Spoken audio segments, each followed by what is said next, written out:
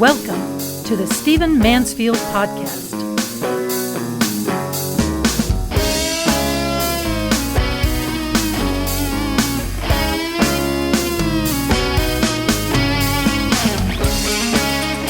So in this podcast, let's jump into the deep end of the pool and talk about guns. We've all just experienced this horrible, tragic one-shooter shooting in Las Vegas. Some 60 people killed, or approximately 60 people, more than 500 wounded, one of the worst events in American history. But the issue that everyone wants to talk about, and this is always what occurs after such shootings, is guns. And I may have more questions than I have opinions or facts, but I want to discuss it in this podcast, and I'd love to hear back from you after you listen to this podcast. Let me first of all make very clear where I stand. I am a man who owns guns. I'm a man who uses guns. I'm a man who believes we would all be safer if more Americans, responsible Americans, had guns. I am not a member of the NRA, and that's just because I'm frankly too busy, though many of my friends are. I own guns. I have a concealed carry permit in one of the states I live in. I'm applying for a concealed carry permit in another. I own both pistols and hunting rifles, and I have enjoyed a long life of hunting, though I don't have as much time for it these days. Most of my friends have guns. Many of them have concealed carry. Some of them because they're well known and need it for their own defense. Others because they just want to be of help should something break out in society. I grew up in Europe and spent a lot of time in countries where it's actually required in some places for families to have guns, for the head of households to have guns, and responsible gun ownership is part of my life and my background. I grew up in the military. It was not uncommon at all for my family to go shopping at the PX or the commissary and have to pass guards wearing M16s and certainly wearing .45 caliber pistols or some other kind of pistol. It was not uncommon, normal part of my life. My father was an Army officer, common for him to be wearing a pistol. So again, responsible, even noble presence and use of weapons, very much part of my life. I believe in it. If every American could have a pistol after proper training and proper registration and know how to use it and use it for noble purposes, we, of course, would be a safer society. I probably shouldn't say every American because some people probably should not be carrying guns. But still, I am not an advocate. It's not a main center issue in what I do, but it is nevertheless something that I very much believe in. Now, whenever a shooting like this happens, you begin to have a major debate about guns. And I welcome the debate. We need to have a discussion about it. We need to discuss it. Laws have not changed in this country very much. Maybe they should. Maybe with the technology that's available, we should be discussing what should a citizen have and what shouldn't a citizen have. So I'm not 100% sure about exactly what the laws ought to be. And I, again, have a lot of questions about this. But here are some things that I do know. The Constitution to the United States, Bill of Rights, Second Amendment, says a well-regulated militia being necessary to the security of a free state, the right of the people to keep and bear arms shall not be infringed. So it is an absolute constitutional right for the people to keep and bear arms. The context of that, of course, being that a well-regulated militia being necessary to the security of a free people. Now, by militia, of course, the founding fathers did not mean, skinhead militias in the north of Nevada or something. What they did mean was that in their day, if the citizens had arms, given the arms of the day, then they could resist oppression by a government, by a crown, for example, and they could also protect the society, protect the township, protect the state from invaders of any kind, the French, the Spanish, the Native Americans, etc.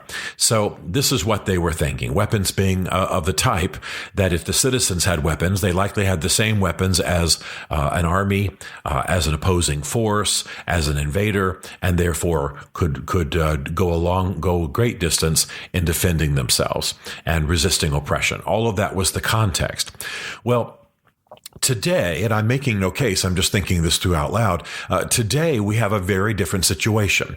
The shooter in Las Vegas, a man named Stephen Paddock, had 23 weapons in his hotel room and apparently owns more than 40, most of them modified semi-automatic or automatic. He had thousands of rounds of ammunition. He chose his location in the Mandalay Hotel because he knew his weapons could reach the 400 yards to the venue where the concert was going on and where he intended to spray the crowd with automatic gunfire.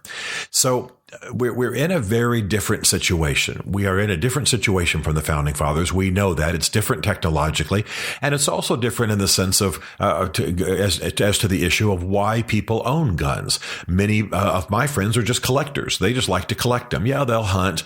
Yeah, they'll go to the range once in a while, but they like to collect them, and they absolutely defend their right to collect them.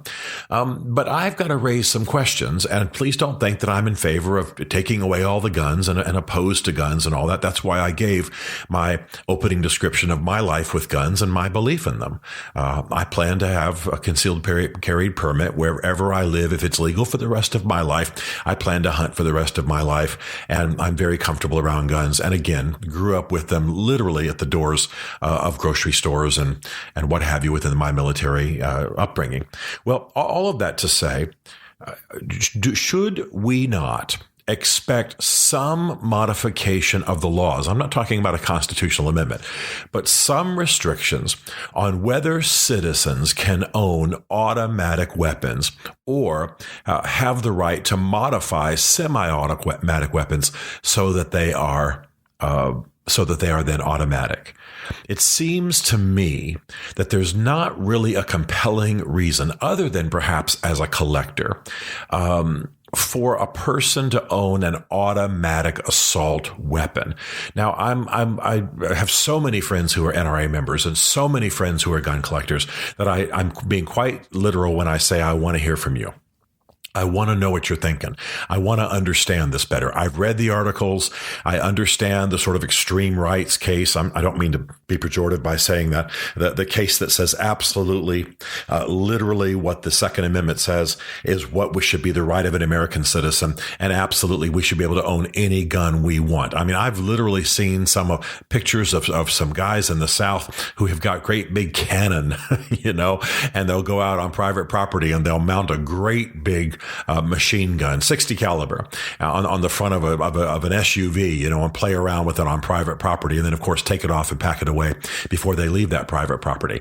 It's pretty stunning. And of course, so many people now have served in the military and they know how to modify these weapons that if you even, I know some of them told me that it's the process of modification that causes the threat, so to speak. A guy gets a gun that can't really fire, but he can modify it so that it can, just like it did on the battlefields of Iraq and Afghanistan. So we've got a quandary going here. And let me tell you before I go further with my questions, why I am so intent about this. I remember saying to gatherings of doctors to whom I spoke in the medical community, you guys either fix American medicine or it's going to get fixed for you. That's just how it goes. The American people, and certainly the American government, and quite frankly, the political left, will only put up with problems for so long before they will come in relatively heavy-handed and fix it for you. And that's what happened with the Affordable Care Act. Yes, it might be overturned. Yes, it might be abolished. Yes, it might be repealed and replaced. I'm all for modifications of it. I think it's a flawed law. But the fact is that it was an attempt to address a genuine issue, which is that medical services for the average American are very much inconsistent and very much troubled and very much very expensive and very difficult. And the process is wrong. And we know we're not providing the health care for the average American that other countries are with a whole lot less hassle. So fix it or it'll get fixed for you and you won't like it. This is sort of what I lovingly said to the medical gatherings that I was asked to address when I was asked in Q&A, really. I never would actually give a speech on that topic. Well, the same thing is true with American gun ownership. Again, something I'm in favor of. I think we'll have a far safer society if the majority of well-intentioned citizens know how to use a gun, own a gun, keep it in a safe place, and use it only for noble purposes. And yes, there are certain people I'd like to have concealed carry permits. If I'm sitting at a basketball game and some idiot begins to shoot up the room, it's not just going to be the 3 or 4 security guys who are armed in the room who are going to help fix that. It's going to be people actually sitting there who either charge the guy with their bodies or pull out a legally concealed carry gun and end the threat. It's just how it's got to be in modern American society. I'm sorry, that's where we have arrived. So this is what I believe. The issue, however, becomes where a guy like Stephen Paddock in Las Vegas is able to own 42 guns, thousands of rounds of ammunition, and not have anyone be aware of it, not have it trigger any computer notification for the authorities, not even, by the way, have it be noticed by the security team at the Mandalay resort, and have this guy be able to engage the worst single shooter shooting in American history. So my question is, what is the loss to the average citizen? And is it any violation of the Second Amendment for us to restrict automatic assault weapons, if assault is even the proper term, and I'm not an expert, automatic weapons in the hands of the average citizen? And shouldn't there be some sort of process where the total mass of my weapons is able to register with authorities so that they can know, yeah, Stephen Mansfield owns a couple of Kimber 1911s and owns a couple of rifles, but that's it.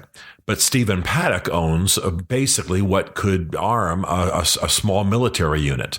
In other words, Stephen Paddock owned 42 weapons, had 23 in a hotel room. Most of them were either modified semi-automatic or actually automatic, and thousands and thousands and thousands. And we're talking about between his hotel room and his house, thousands and thousands of rounds of ammo. Shouldn't that trigger some computer somewhere? Shouldn't that be on a registry that gun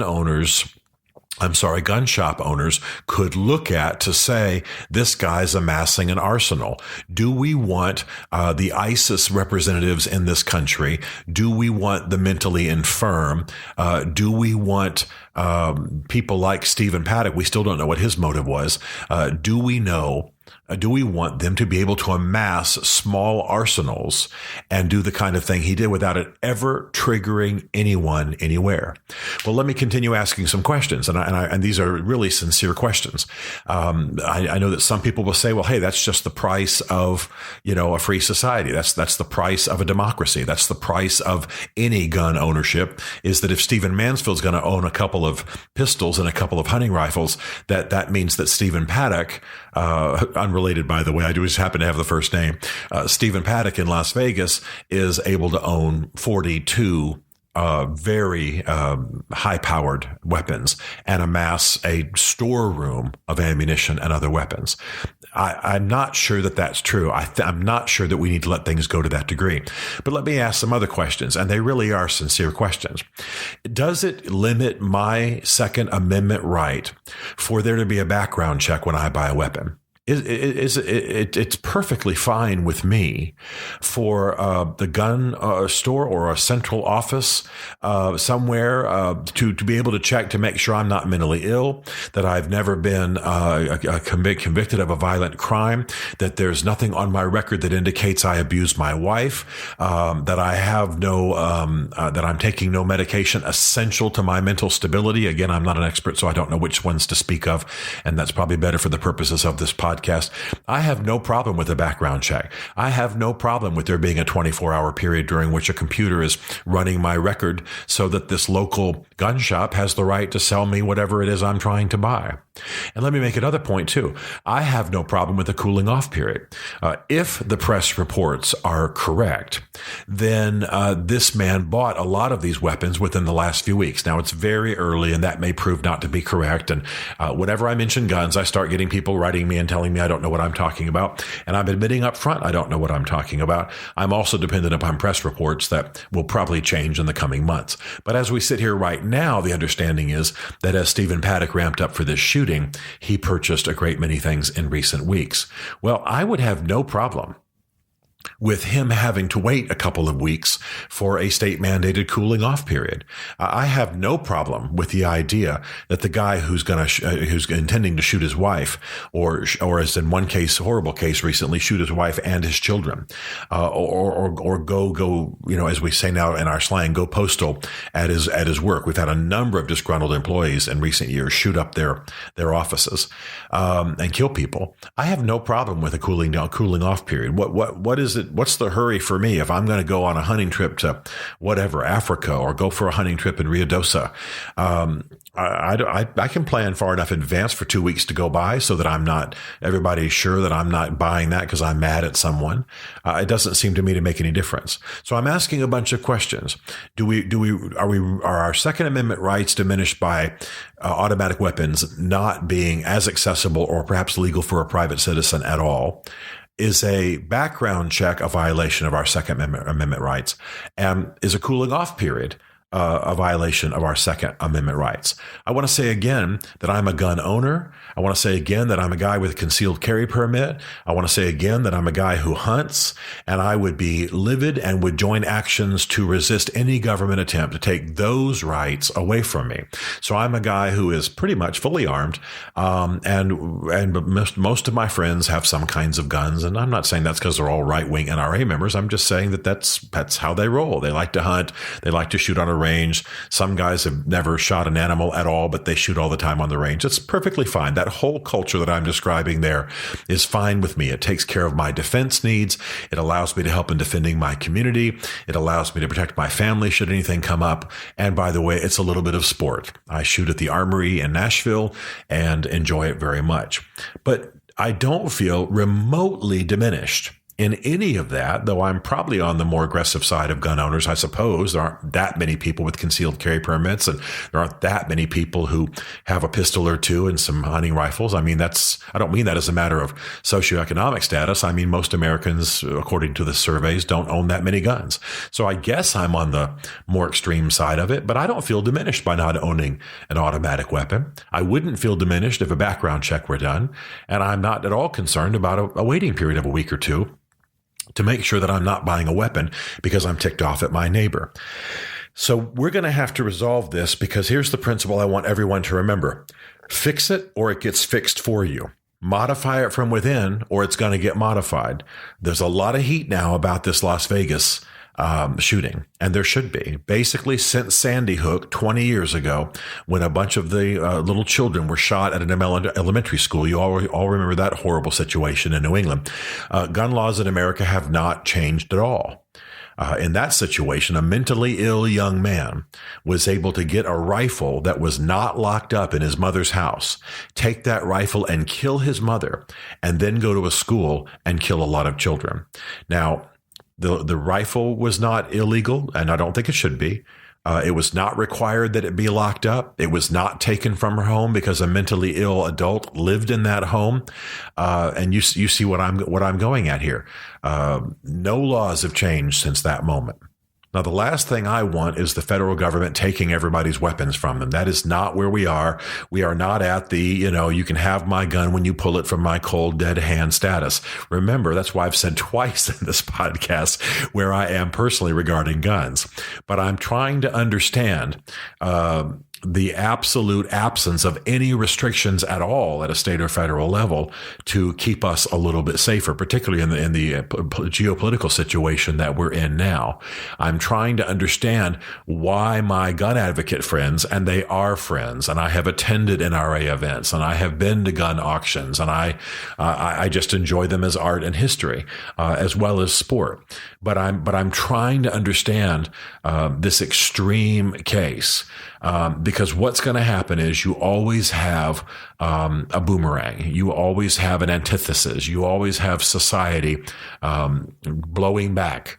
And so if gun owners and responsible gun owners and the NRA and conservatives on the Hill in D.C., if they don't come up with workable plans to keep Americans safe, restrict the extreme and radical ownership of guns by extreme and radical individuals, and then protect gun ownership of my kind, probably your kind, of average Americans for defense and for sport, without needing to have, M60s loaded on the front of their SUVs, then I think we're gonna get a reactionary kind of law. I think that's what the Affordable Care Act was, and our society's been traumatized by it. I think that's what some people are considering now when it comes to gun ownership.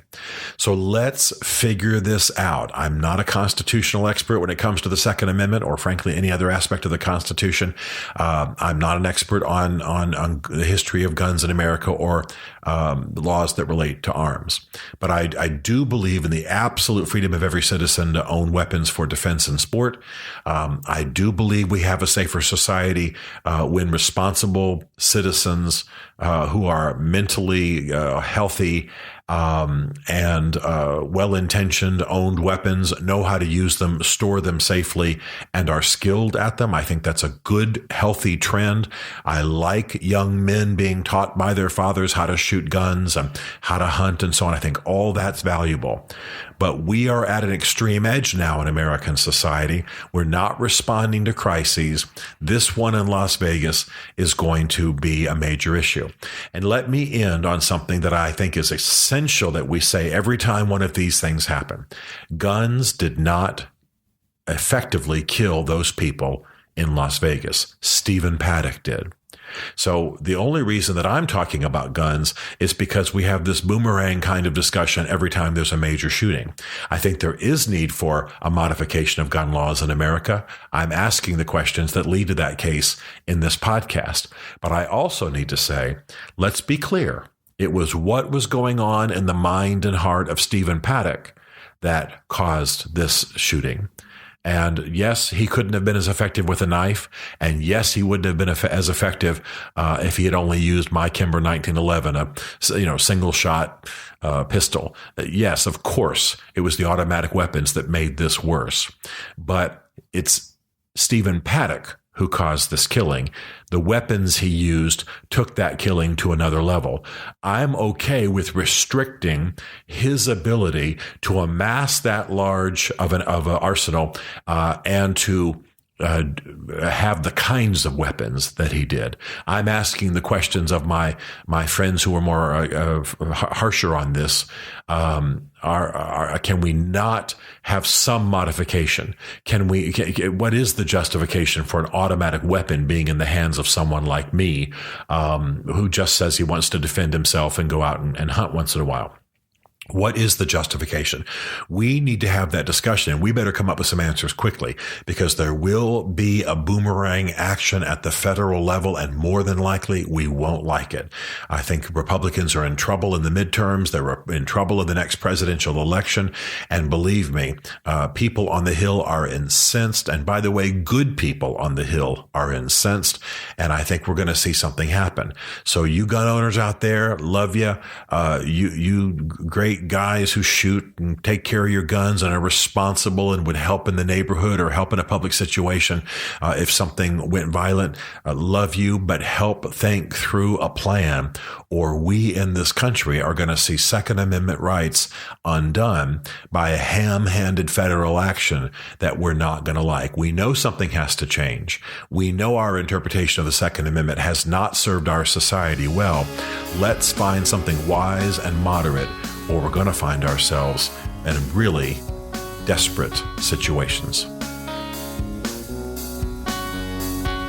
Stephen Mansfield is a New York Times best-selling author, a popular speaker, and a frequent faith and culture commentator on Fox and CNN. His groundbreaking books on faith and society include The Faith of George W. Bush, The Search for God in Guinness, Mansfield's Book of Manly Men, and Lincoln's Battle with God. Learn more at stephenmansfield.tv.